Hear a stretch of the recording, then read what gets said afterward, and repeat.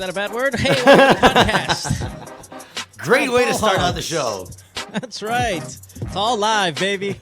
We're here to talk about, of course, hoops, everything from the NBA to Gilas. And tonight we have a special guest with us from the PBA, and not just any guest. He's a former MVP, four-time PBA champion, 17 years in the league. And right now his podcast called Staying Majors, one of the best podcasts in the country.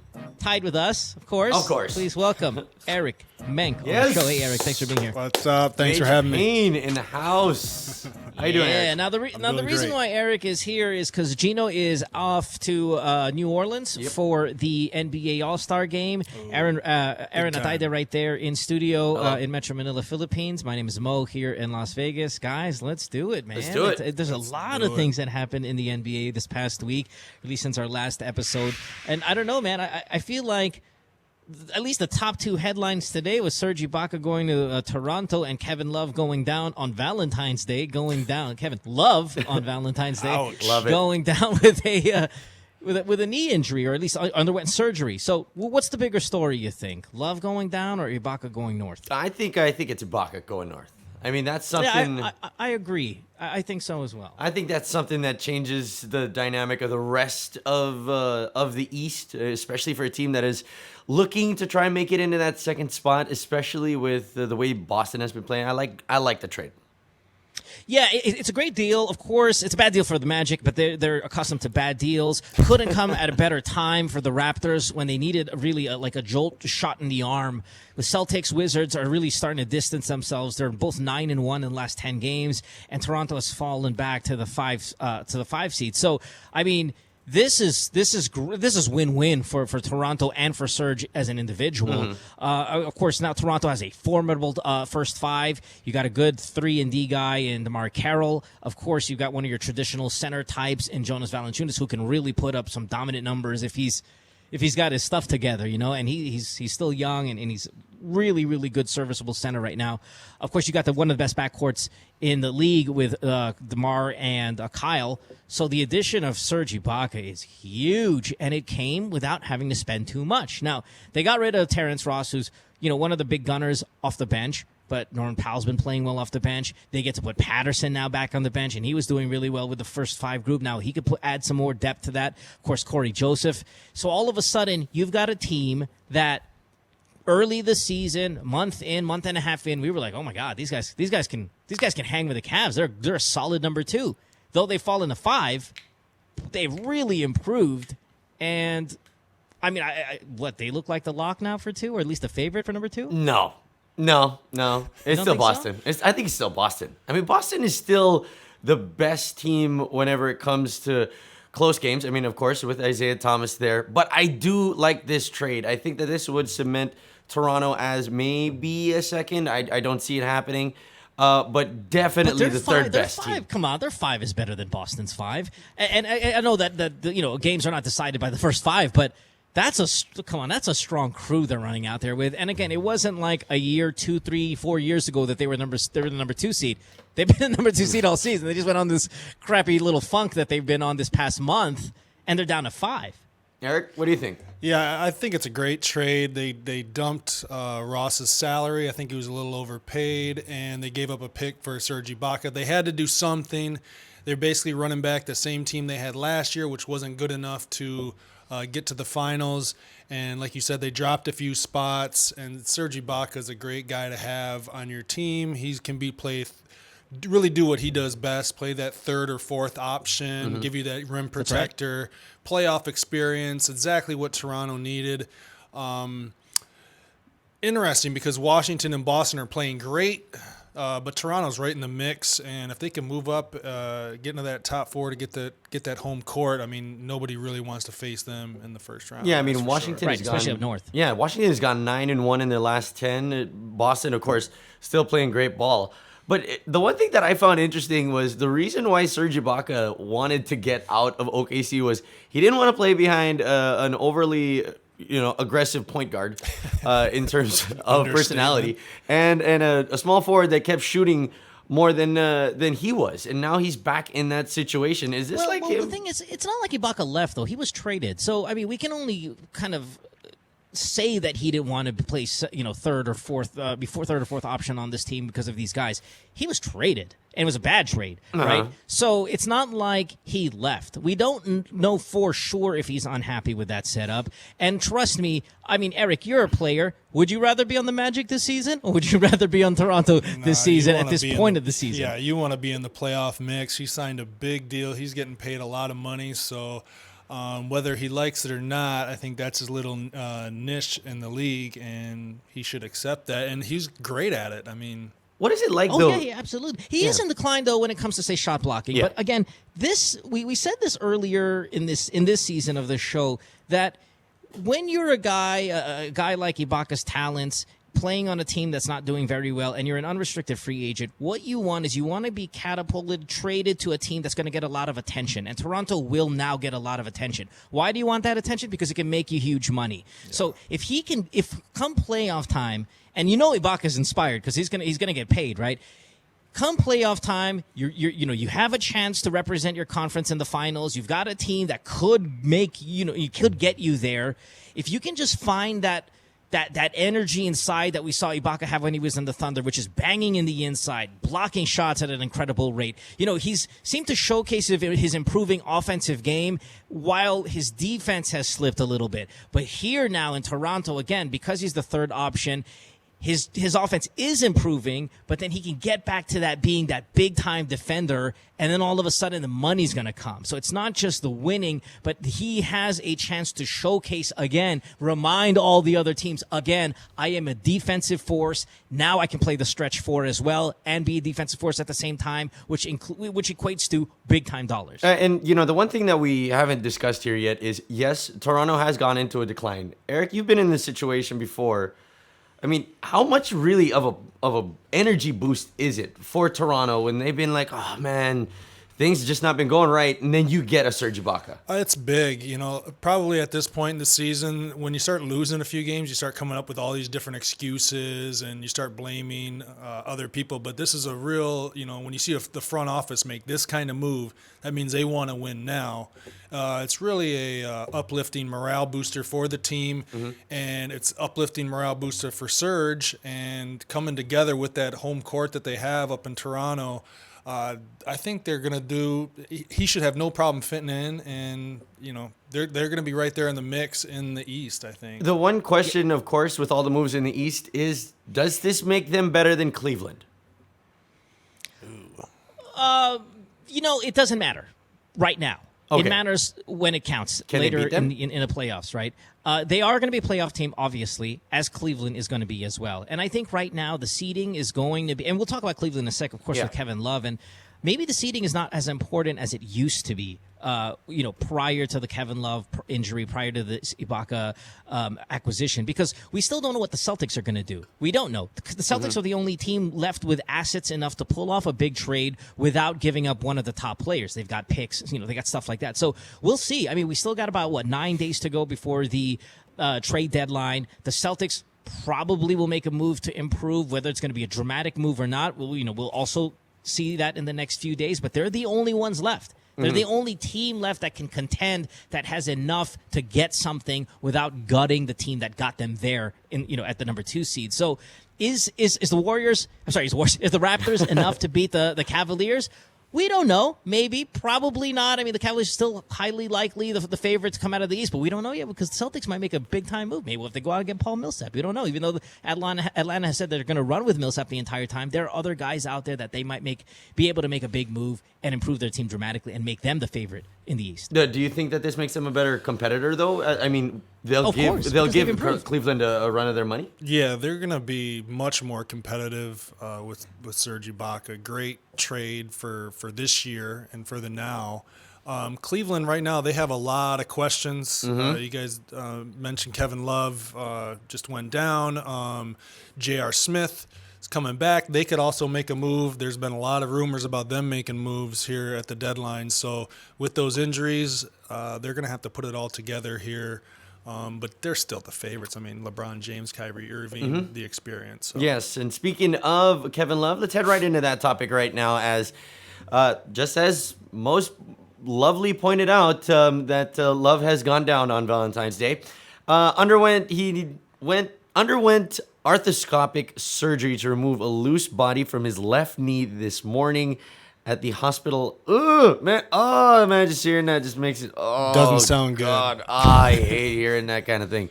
6 to 8 weeks is how long we will not have Kevin Love for the Cleveland Cavaliers. Now, the question is, how concerned should Cleveland be not only short term for the 6 to 8 weeks that he is out, but also long term? I mean, he's been linked to a lot of rumors of trades moving here and there. Imagine if they pulled that Carmelo trade right before this happened. New York would be rioting. Mo, your thoughts? You know, the Cavs, the thing with the Cavs is they can finish the 8th seed and still be the favorite to win the conference, right? They're so stacked. I mean, they've got, again, like you said, Eric, two of the best players at their position almost in Kyrie Irving and LeBron James. They got the best player in the world. Losing Love, of course, it's a huge hit, but I'm going to say two things here. First, I was talking about this since episode 1 of the show again. It's a mistake to give the Cavs the conference because stuff like this can happen, yes. Right? When you're in the playoff hunt, you can't tank. You know how we were having those topics? Oh, Atlanta just traded away Kyle Korver. They're tanking. No, they shouldn't, because you never know what's going to happen. Even to the top team. The top team can lose a big piece, and all of a sudden they don't look as unstoppable as we all thought they were in the beginning of the year when we were already saying that the Cavaliers are going to take the East, right? So, but saying that, they're still the favorite. And I'm going to say, now about the Cavs as I did about the Clippers when Blake Griffin went down and then Paul went down. You have guys on both teams here, say the Clippers and the Cavs, that have injury-prone superstars, right? Mm-hmm. Griffin goes down every year. Paul seems to go down every year. Kevin Love seems to go down every year. Kyrie seems to go down every year. It's when do they go down? So Love is down 6 to 8 weeks. He still makes it back in time for the playoffs. All of a sudden, you've got your squad again. Now, will the Cavs be able to ease him in so when the playoffs comes, he's full strength? We'll see. We'll see how this works out. But if I were the Cavs, I would not give LeBron more minutes. You know, there's a lot of talk about now LeBron's got to step it up. He's got to play. I wouldn't do that. I would be okay to drop games because we are talking about a generally weak Eastern Conference. So it doesn't matter if you're the number 1 seed. It doesn't matter if you're the number 2 or 3 if you're the Cavaliers. You got to protect the rest of your stars. LeBron, you got to protect Kyrie because he always gets hurt. So I'm not saying sit them outright because we've had that topic before where they don't play at all, but don't panic and start giving these guys heavy minutes because if they lose ball games, it's okay. They're still going to be in the playoffs and they're still the best team if they're healthy in the playoffs. Your thoughts, Eric? I agree 100%. There's no reason at all for LeBron James to be playing 38 minutes a game, Kyrie Irving 38 minutes a game. The most important thing is that they're healthy for the duration of the playoffs, regardless of what their seed is. They can win on the road. They've won a championship. They proved that last year. So it's a little confusing to me why LeBron is playing so many minutes. I know he rested today, but they need to cut his minutes, make sure he's fresh, make sure Kyrie's fresh, and then ease. It's a shame for Kevin Love because he was having a good season, but the knee problem, he had back problems as well last year. So they need him healthy, and they need to find a way to make sure everyone's running on all cylinders come playoff time. Other than that, they can drop. They could drop to 4 or 3. I don't think they will. But I think they'll still probably keep the 1 seed. But the one thing that I looked into here is that the first 6 weeks is 21 games. Luckily for the next week, there's pretty much an entire real All-Star week that nobody's doing anything. Right.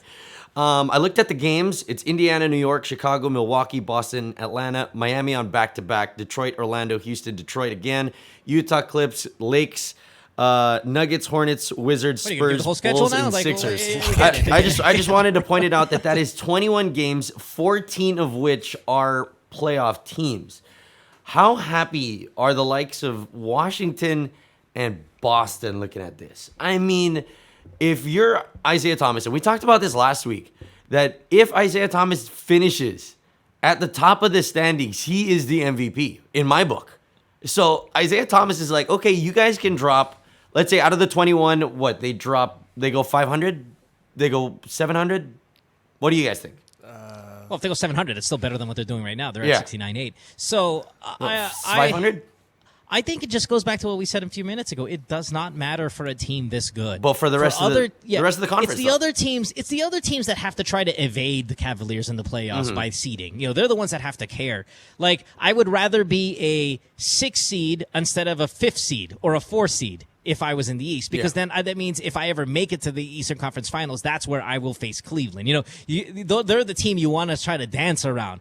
But now, even if they fall to 2nd, 3rd, or 4th, they're still the team you want to dance around and not hope to face until the very end because they're that good. So to answer your question, I don't think the Celtics or the Wizards or the Raptors are really celebrating this because ultimately you just want to see where you face them come playoff time and not where they're going to fall right now. All right. Well, simple as that. Yeah, well, I think I think those teams are a little excited. I mean, if they could get home court over Cleveland when they do face them, that would be huge. I mean, that would be another notch in their favor percentage-wise on them hopefully being to upset them.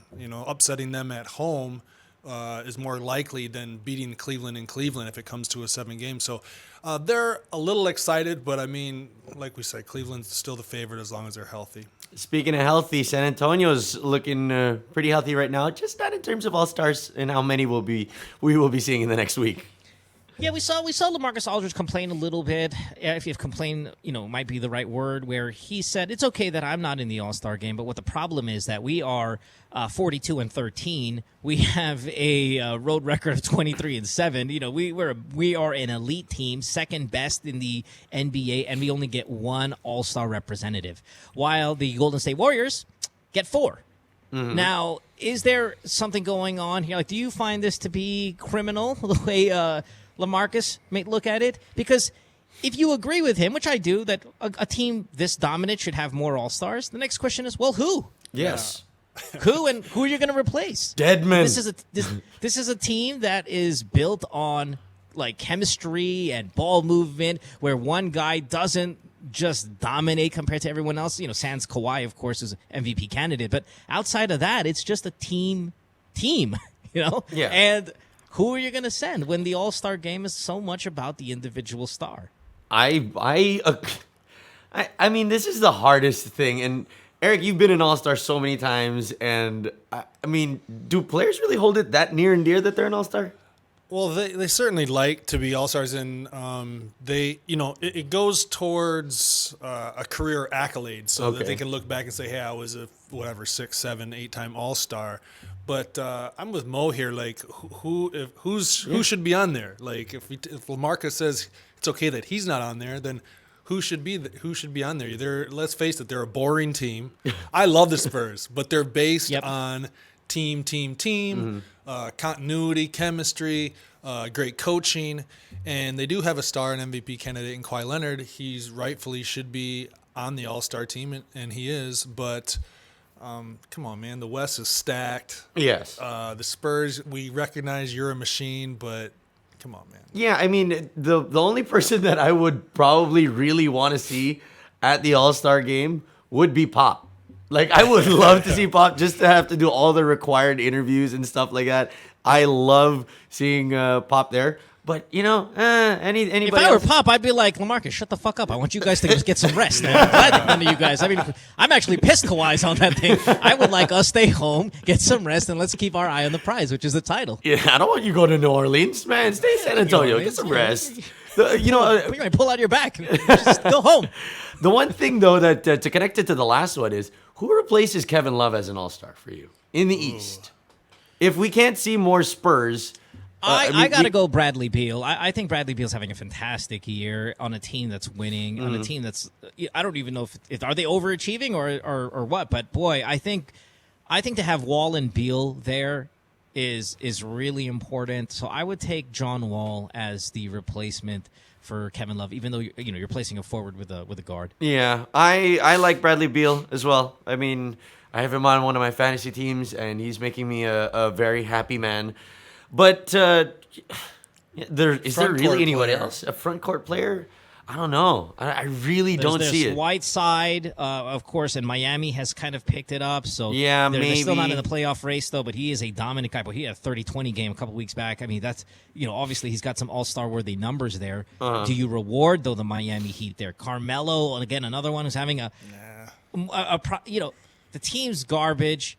But he's handled himself so well, regarding everything that's been going on and putting on some numbers. Do you reward that and give Carmelo? I still go Bradley Beal, though. Maybe Al Horford? No? Yeah, I was thinking Al Horford maybe. But I mean, if we can't get 2 Spurs, maybe we can get 2 Celtics there. No? Mo? No? Yeah, that's a fine choice as well. I would go Beal, but I mean Horford's a fine choice. All right. Well, there you go. All right, let's move on into our final topic. And I've been thinking about this for the past couple of weeks, actually, ever since the news came out. And it's, I think, a perfect time that we bring this up because we are with Eric, who's joining us here today, and he's been on both sides of the spectrum. So LeBron James, of course, a couple weeks ago, last week especially, called out Charles Barkley on some of the statements that he made. James Harden, a couple of days ago, if not yesterday, called out Stephen A. Smith and saying that he should stick to his day job because he airballed. That was more playful, though. Yeah, of course. That was more playful. Of course, we've seen Russell Westbrook and DeMarcus Cousins have their run-ins with the media. Have we seen the players in the NBA start acting real soft emotionally? And if you want to say millennial, then so be it. They've been reacting rather harshly. They've been aggressive, so to say. Is it fighting back to the media? Is it because that overly they're sensitive? Yeah. Is it because they are overly sensitive, or has the media been taking it too far with a lot of the questions, with a lot of the statements that they are making? Has the media been saying this for years, and we just haven't been seeing it because of social media? I think that the players, and this is also a conversation that I was having with Joe DeVance when I reacted to and I reposted Charles Barkley's explanation saying that, I never attacked you personally. I was just doing my job. The reason why I am here is the money that they are paying me for my exact opinions. Now, if you have a problem with my opinion and you attack me personally, that is off lines. And that is, that is out of bounds. You should not do that. Eric, you have been on both sides. You have been a player that has received criticism for whatever reason. You have been on the other side now where you have made statements and players have not liked it either. Yeah. How is it? Have they become soft, or have we been taking it too far? Well, I think every player is different. Every player has a different level of sensitivity, I guess. But credit to LeBron James. He's one of the most scrutinized athletes in the world, and for good reasons. He's the best basketball player on the planet. So these guys make millions of dollars. They're in the spotlight. On the other side of it, it's their job. It's the media's job to be critical thinkers and to, if they see something, express their opinion and be critical of players. So LeBron James, that's the first time I had heard him speak up against a person of the media, and he's been taking a lot of criticism over the years. But the media does get a little excited, I feel, at times, and there are certainly times when I think Stephen A. Smith has crossed the line. But, I think it goes both ways. Sometimes players can be too sensitive. Also, people of the media can go a little too far. But I think the players, they have to understand that if people aren't talking about them, then they should be happy that people are talking about them. That makes them, they're important, if they're not commenting about you, that means you're not that important really, So I think players need to understand nobody's hating out there. I think for the most part, the media is just trying to be critical for what they're giving their opinion on what they see. Mo? Yeah, they go hand in hand, right? I mean, the media, this is their business. This is their job. As the player's job is to do, what they do on the court, and the media's their job is to do what to do off the court. And I remember, some years back, players would always go, the media doesn't understand because they're not out there in the grind. They're not out there in the war. They're not out there on the floor. Well, guess what? half of the media right now are all former players, and they're still bitching about the damn media, right? I think what's going on with this new generation of star players is that since they were young, because it's a smaller world, these kids are heavily recruited at a young age, already given, as in LeBron James' case, superstardom. I mean, the kid who scored the 92 points, that bald kid, the other day, right? All of a sudden, he's on Slam magazine, he's on ESPN, he scored 92 points. The kid's probably 12 years old, right? Yeah. So at a young age, they're already groomed and treated like stars that they don't know what it's like to be criticized harshly because everybody's kissing their ass. It's let's outside of basketball here, say you're a rich kid, dami mo katulong, driver, this, that. They call you sir, ma'am when you're 5 years old. Yes po, opo sir, opo ma'am, and you're 10 years old and your driver's talking to you that way. You know what? If I stick my middle finger at you, you know what happens? You have a tantrum because you don't know what that's like. You don't know what that. Well, I just got insulted. I don't know how this feels. When you're our age, Eric, maybe not you, Eric, because you're a younger guy. Growing up, we took shit from everybody. Oh, I took shit. Our coaches were mean on us, made us eat crap. What? I don't like. Do some push-ups. Run around 5 miles. Now these days, it's just they're not as brutal. And I'm not promoting bullying or any violence or anything like that with the new generation. It's just I think their sensitivities are higher because at a young age, they're so babied and so precious. And, you're going to be the next greatest thing. And you need rest. You need a night off. Back in those days, it was a harder environment, and with a harder environment comes a kind of a thicker skin to these things, So Eric, I think the players are fighting back. Yeah. Sorry, I think the players are fighting back, but they also have a higher sensitivity level, and I don't think the media guys now, the ex-players now who can relate to that, accept it. They're like, stop bitching. Yeah, exactly. Eric, do you see it? I mean, even with the players here. Yeah. Do you see that the sensitivity level is just like through the roof? Like, stop being a little bitch. Like, take it like a man. A little bit. Like, I think now, especially with social media, like everybody thinks they have a voice, right? So if somebody says something that they don't like, they're going to respond through social media, and then it becomes this whole thing where, just play basketball. Like you have a great job.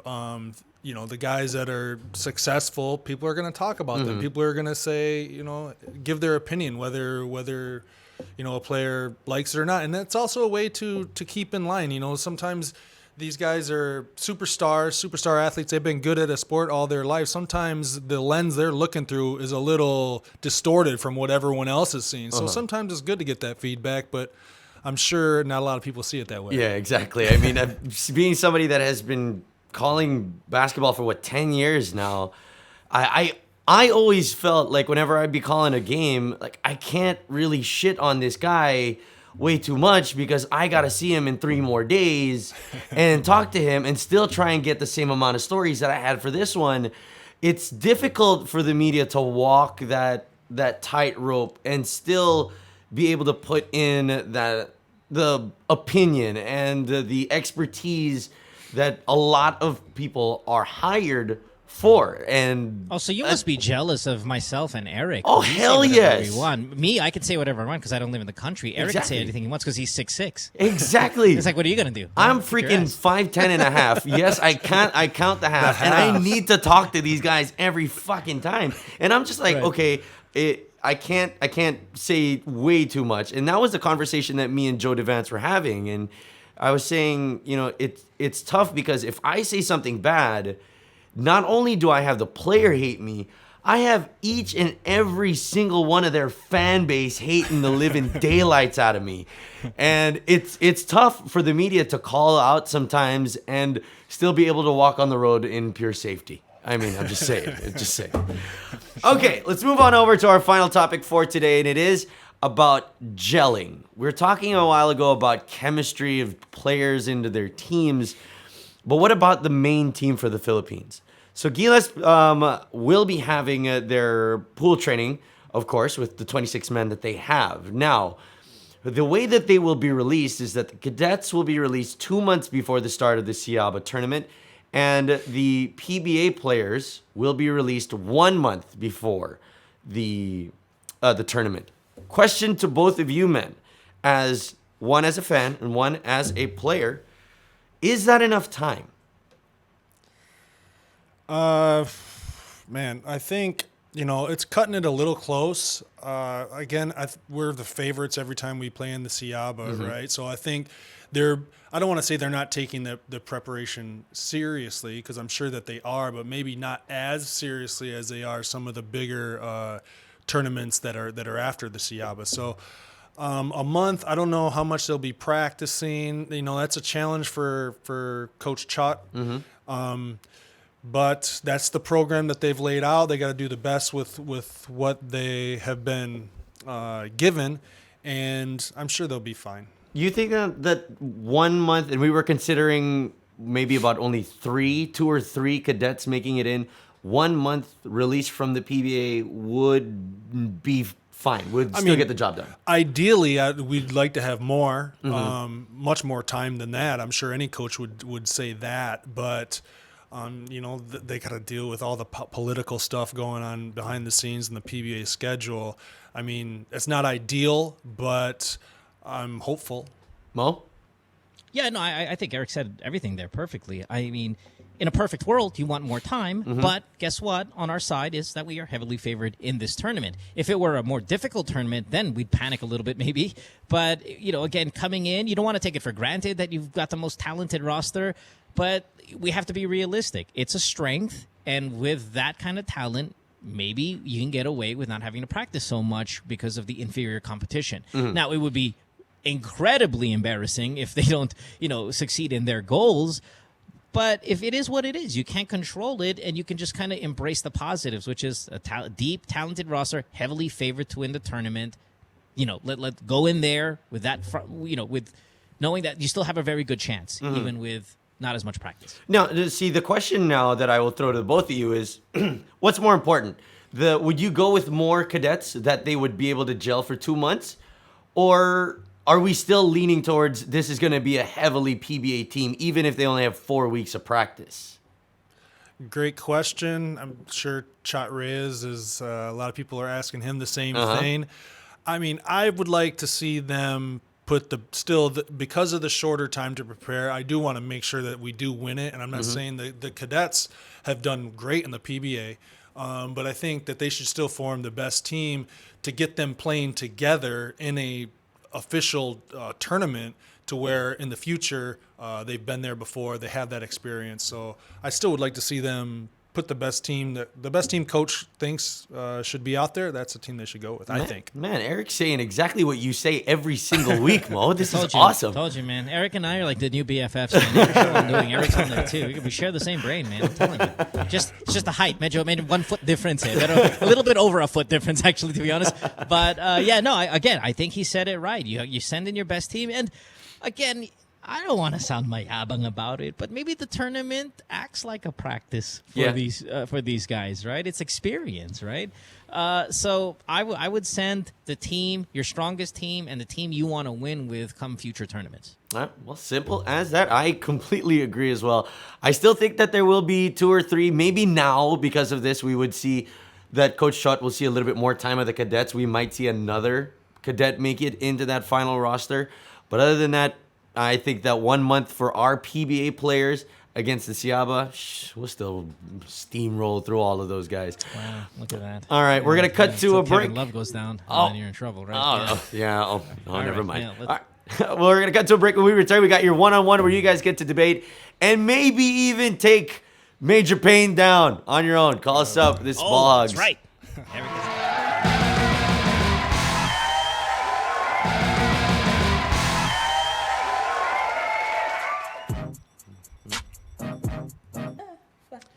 All right, welcome back to the podcast. It's Ball Hogs, and of course, we have sitting in studio, subbing in for, what's the guy's name on our show again? I think his name is Gino. That's right, Gino Rufino. Is Eric Menk. Staying Major is the podcast that Eric does, by the way, every week. Do check it out. It's a great show. Well, let me throw it over to you then, Aaron. What do you got? All right. We have our debates coming up. Yes, it's time for your one-on-one where you guys get to call us up and take us on for your turn on your debates. Okay, so joining us right now is a man that has brought championships to me as a Lasallian. I owe this dude a championship, because of which one of the most emotional wins ever. Part of the Gilas cadets, And, of course, a member of the Mahindra Enforcer. Ladies and gentlemen, LA Revilla joining us here on Ball Hogs. Yeah. Hello. Hey, LA. What's up? Hi guys. What's up, LA? All right, so what is your topic that you want to debate for us here today? The topic that I have chosen is who is the best point guard in the NBA right now? Okay, when you say right now, like in this season or... In the last 5 years, siguro. Okay, Ooh, just to last bring it 5 up on our video podcast, he's wearing the championship shirt when LaSalle won. I just wanted to point that out. Thank you for that, LA. Big medal he's got there. Okay, Memories. so who's the best point guard in the NBA in the last 5 years is the question. Your Yeah, answer who do you, is... LA, who's your answer? I'll go for Chris Paul. Okay, all right. a choice. Before you give your response on why, Eric, who do you think is the best point guard in the NBA in the past 5 years? Stephen Curry. Taking Steph Curry. Nice pick. Point Nice. guard, right? Yeah. I mean, he shoots a lot. Point Yeah. guard. Mo? Oh, yeah, absolutely. Mo? Stephen Curry. Easy. Stephen Curry. All right. Again, Eric and I in agreement again. Stephen Curry. by far. I will say Chris Paul. So because you know, I 2-on-2 here. yeah, because I want that there be a chance that LA would take on Eric Menk 1-on-1 because if we couldn't see it in real life, you know, let's see it on Ball Hogs. All right, LA. right, So you get to choose. Who do you want to debate, Mo Twister or Major Payne? I'll go with the Major Payne. Good My former teammate. Baptized by fire. Here we That's go. right. I love it. Yeah, you guys are All right, teammates in so- Global Port, right? Global. Yep. Yeah, that's right. All right, Ellie, you go first because you're our guest. Payne here is sitting in, so go ahead. You go first. Why Chris Paul? Oh, it's my turn. Ako muna. Hola. Bakit si Chris Paul yung pinakamagaling na point guard in the past 5 years? I say Chris Paul because he has the all-around. First, he has the all-around talent that a great point guard should have, and then despite of him lacking size in the NBA, he still performs at the highest level and be able to lead his team to a consistent playoff run. And when I said he has the complete set, I meant he has the capability to defend, to pass, to shoot, and to be able to perform at crunch time. So yes, that's why I considered Chris Paul the best point guard in the last 5 years. All right. Major He's got the Payne. best tantrums for a small guy in the NBA. All right. What do you got, Okay. While I do like Chris Paul, I am going with Stephen Curry. Stephen Curry has won the last 2 Most Valuable Player awards. He has been to the finals the last 2 years, winning a championship. And I just think he's been a more dominant player. He's obviously one of the best shooters in the history of the game, if not the best shooter. And my case against Chris Paul, even though I do like him, is have they made the Western Conference Finals? Nope. Have they made the finals? That would be another no. Nope. Okay, and he is injury prone, whether he wants to admit it or not. He's been injured a lot, and you know what? The Clippers have done just fine without him. And you know, I don't want to he has a great team. Mm-hmm. He has a championship level coach, and he's definitely the leader of that team, but unfortunately, they haven't gotten to the Western Conference Finals. I put a high value on winning. I think that's the most important statistic in the game, and that, along with the individual performance, Stephen Curry has also been able to put his individual performance into a winning playoff type of team, and they've been very successful, and they're the favorites to win it this year as well. So if you're just talking the last 5 years, I will argue very vigorously that it's Stephen Curry. That's my case. All right, Mo, your thoughts. Oh, I mean, it's judging time, and I Yeah. got to give this to Eric, and not just because my answer was the same, but you know his his explanations were great. Just to kind of jump on top of it, though, and again, I can back up Eric and you can back up LA here. Stephen Curry has six all-time NBA records already. 6 of them. How old is he? 28 years old. So he's, just entered his prime and is already the best who has ever played the game in 6 categories. Last year, of course, we know 50, 40, 90, right? The numbers, the percentages. He also led the NBA in steals. He also led the NBA in free throw percentage. Also led the NBA in three-point field goals. Also, of course, again, scoring leader in 2016. So I think last year alone was so dominant that I think it speaks for the other 4 years we're debating, but he still won the MVP the year prior to that. So NBA champion, 6 all-time NBA records already under his belt, already the all-time three-point shooter in the Warriors' history, and has led the league in scoring, steals, and he's done it at a 50, 40, 90 clip last season. He's got to be the best point guard of the past 5 years, and, conversation maybe of the best 10 years. I will go with Major Payne on this win, but has turning your back on the guy who gave you a championship? No. I'm just to his defense. Has Stephen Curry ever been blocked by the entire NBA? No. I mean, trade didn't go through because of basketball reasons.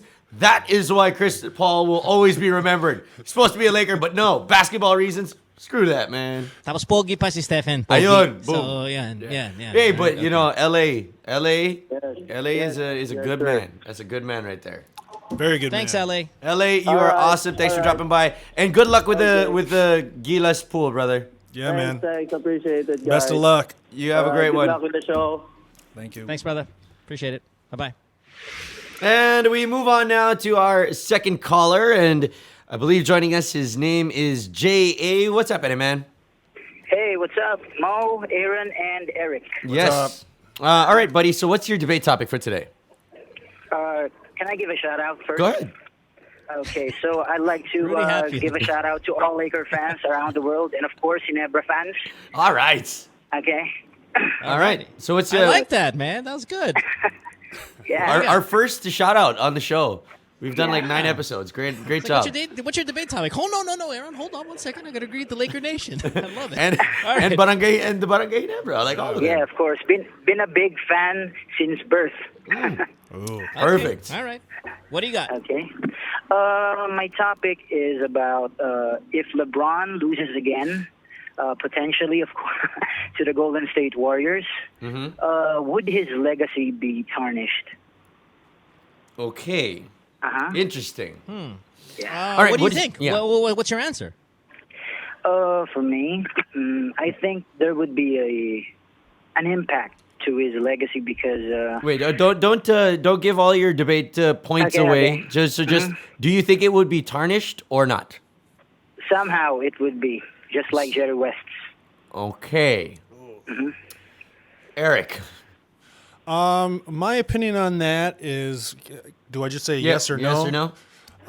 No. No. Mo. Absolutely not. Like, no, a very big no. I don't think his legacy would be tarnished at all if they lost to the Warriors this year. I say no as well. So, J.A., you get to pick who you want to debate. Would you want to go up against one of the best Ginebra players to ever go in Eric Menk?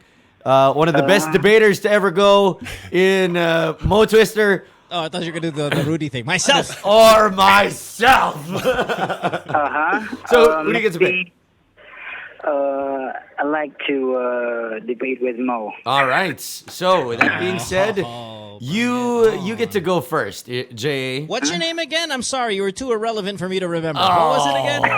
What was it? What was Oh my it? God, Mo! J.A.? I'm one of your All biggest right. fans. Hey, I don't care, J.O. Let's do it. I didn't know we were talking to Jermaine O'Neal. you're a real douchebag. I am. No, but no, J.A., we appreciate Yeah. it. I'm just trying to intimidate you here, but we love you as a listener of Yeah. our program, and I give you the floor first, my friend. Why would LeBron's legacy be tarnished if they lost to the Warriors? Go ahead, brother. Because, relatively speaking, if we're going to talk about, because legends are legends are measured with other legends like Mike, That's Magic, right. Kobe, Larry Bird, and of course Bill Russell, the greatest winner of all time. So if he loses once again, he'd be 3-5, right? 3 3 and 6. 6. I think. If he Wait, loses. he's done 6 in a row. He'll lose 7 in a row. He's won 2. Sorry, he's won 3. Yeah, I don't know. Yeah, 3-5, 3-6. But Yeah. Regardless, yeah, continue. Go ahead. So if we're going to compare him with today's basketball players in today's NBA, of course he is the best. He's the greatest. But when we're talking about the greatest of all time, the GOAT, then his legacy, or he would be somehow below guys like what I've mentioned before, who I've mentioned before. So I guess that's just my take. I'm not the biggest LeBron fan, but I love to watch him. But when we talk about greatness, kids today, they see the greatness of LeBron. He can pass, he can dribble, he can shoot. But I don't know. He doesn't have the clutch gene yet. I see he can win games. But overall, comparing to the all-time greats, stat-wise, I'm not a big stat fan, Mo, because there are 3 kinds of lies. There are white lies, there are damn lies, and then there's stats. Oh, So, Stats are lies. Interesting Stats perspective. stats tell a story, but it doesn't tell the whole story. So I guess Fair enough. LeBron might be in the top 10, but right now he's in my top 6. But if he loses, Ooh. All right, there's a lot too much Okay. mic down down. for you. Yeah, He's yeah. going All right, down. Jay. All right. All right, you already got a shout out, All right, Jay. We hear your points. It's Mo's turn. Yeah, I'll be honest. I thought, Jay, when you first threw this question out, and you went 0 for 3 in terms of getting support from the host here, I thought this was going to be one of my easier debates. In fact, I was going to do this one left-handed. But Like that Larry was, Bird? yeah, that was a pretty compelling, Yeah, that was pretty long good. argument. You're still going to lose, though. And here we go. Okay. Yeah. Okay. Well, okay. The only person I think, and I'm going to address your points instead of giving my own monologue. When you talk about the legends, and again, it is relative, as you said, or subjective, however you want to say it. I think the only person LeBron has to chase left is Michael. Now, like you, I'm not a LeBron fan. Okay. Well, no, like you, I'm not a LeBron fan. But let's say as a career in the regular season, for example, he has surpassed some of the higher coveted awards. He's been able to achieve things at a younger age than guys who have not, guys before him. Granted, he came in after high school and has had more time, but also he has more mileage because of that. And he has still been able to dominate in categories that are all-time categories. We were talking about Steph Curry just a while ago in the other debate, and I was saying Steph holds career single-season records. LeBron owns all-time long career records, which really puts him in the conversation of legends. Now, come playoff time, come finals, right? Yeah, well, you're there. Hold on, we'll put you on hold real quick. Come finals time, for example, if they make it this season, 7 straight NBA Finals appearances. Yes, the 3 rings. I don't look at the standings though. I won't look at he's 3-6 or he's 3-5. It's he's taken his team each time to the NBA Finals. He's done it with lesser squads and he's done it with super teams. So he's been able to prove it on both sides that he can. I mean, yes, okay, Jordan, greatest of all time, but you know what? Jordan didn't win a single playoff series until Scottie Pippen came. So, we're talking about legacies of these guys who are superstars or superheroes. LeBron has been able to do more with less and has been able to finish and close. I know that earlier on there was he's not clutch. He's absolutely clutch. I thought he should have won the MVP for the NBA Finals 2 years ago when they lost. He was that good, clutch. So I disagree immensely that I think LeBron's legacy, even if he got a career-ending injury tonight or tomorrow, God forbid, his legacy is cemented forever. He is one of the best 3, maybe even players to have ever played this game. And again, it's not just skill set, not just record books, not just stats, but athleticism. No, we've never seen this before. I brought this up a few weeks ago. LeBron weighs the same as Patrick Ewing, yet is infinitely faster. He weighs the same in terms of physique as Karl Malone, but can do things at a higher speed with force and all of that stuff as those guys who appear to be much bigger than he is. So just by sheer physique, athleticism we've never seen before, and of course the stats, which you don't like, back it up. The rings back it up. The finals appearances back it up. All of those things back it up. All right. With that being said, Eric, your thoughts? Yeah, I think when you're talking about LeBron's legacy, I don't think anything can tarnish it at this point. It's just a matter of how great do you rate him? Yes. Now, personally, I have him ranked as, in my own, the most important standings of all time, the Eric Menk standings. He's number 4. He's number 4 all time. And his career is still going strong. I mean, he's still putting up these consistent seasons, and he's staying injury-free for the most part. So I don't think we've seen a 13-year start-to-finish career like we have seen out of other than LeBron James. So when you're comparing, now you're really nitpicking at like, okay, is he ranked second all time? Is he going to be ranked 1, or will he be 4? I mean, you're talking about the elite of the elite.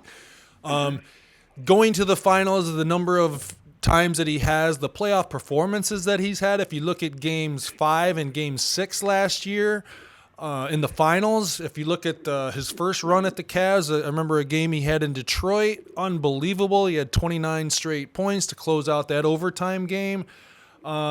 He still has 3 titles. I don't think you can ever tarnish what he has done. It's just a matter of where are you going to rank him? Like, if they happen to lose, if they get to the finals and they happen to lose, you also have to remember who he's playing against. This is 2017, and I'd like to see somebody else try to go on a run of 7 or 8 straight finals. I don't know when that'll ever happen again. So I'm with Mo on this one. I do see your point, and if you really want to rank him 1, I think a lot of people want to see him get to that number 1 spot, and losing, I guess, could hurt that. But right now, with what he's done, it's already so great by most accounts. I mean, by all accounts. I will agree with Mo, but I do see your point. I think the topic here is the immediate reaction to him losing to the Warriors would be, oh my God, LeBron lost again.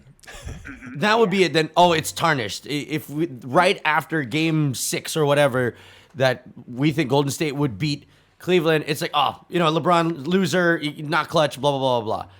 But then again, after a while, we will come to terms with it again and just be like, you know what? He still is in the second most important all-time ranking in the world, Arenatitis power rankings of legends. I still think that he is the second best player. Like Mo said, even if he gets an injury after the loss and he never plays again, which a lot of people would say, you're remembered by your last game. No, he will still be the second greatest player of the game because nobody has dominated the NBA and the game and changed the way that we perceive the game more than MJ himself and LBJ as well. So I really do think. I mean, just to kind of lastly, I really do think I'll agree with your rankings more than say Eric's. But again, we're talking about elite of the elite, as Eric said, right? So gosh, nobody could be wrong at this point. I think, as I said, Michael is the only one left in his in the shadow there.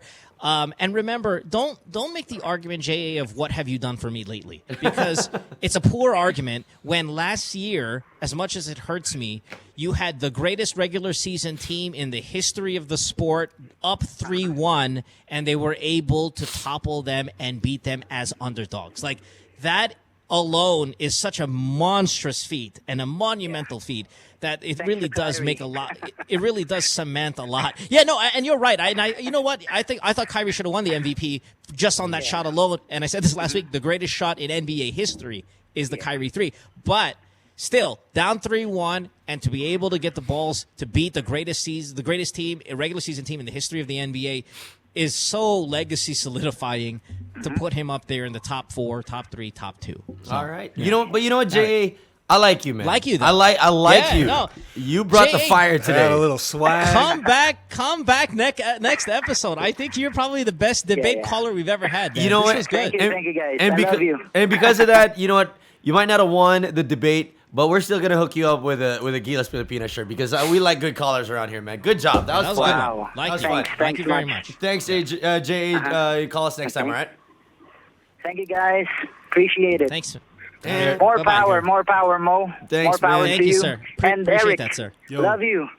I didn't Love get you, man. Big Ginebra fan here. I got All right. no love whatsoever. He said more power to Mo. Staying Major is the podcast of Eric Menk. Thanks, Do check Jay. it out. All right, Jay? Yeah, check it out. Okay. Check it out. All Aaron, right. Yes. thanks. Oh, see? Oh, there. Okay. I got Now it. this is way too much mic time. Thanks, Jay. You have a great one, way buddy. too much. All right. thanks. I guess. Wait, hold on. Before we Yeah. get out of here, I gotta ask Eric before you go. Okay, so you got LeBron in the top 4, right? The countdown that only matters, right? He's number 4, yeah. Right, Okay, currently. if the Cavs pull it off this season, Yeah, right? that would And they be- win the title. Does he go up?